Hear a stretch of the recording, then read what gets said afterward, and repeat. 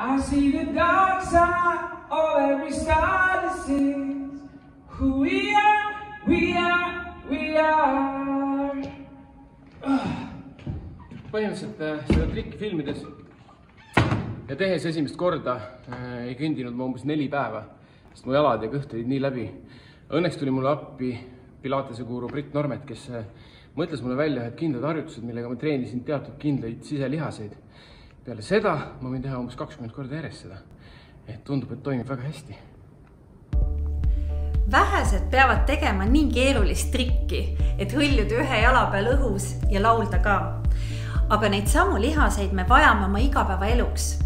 Ja kui need sügavamad lihaskihid ei käivitu ja on nõrgad, siis meil tekivad erinevad seljavalud, turjavalud, jalad on kanged, puusad valutavad ja me keha ei ole enam paindlik. Ma olen välja töötanud väga lihtsa ja tõhusa treeningkava, mida on lihtne teha oma kodus. Kui sa teed seda kuu aega, siis tunned samasugust erinevust, nagu Stig tundis. Su seljavalu on läinud, su keha on paindlikub ja sa liigud vabalt. Lingi leiad meie Facebooki lehelt.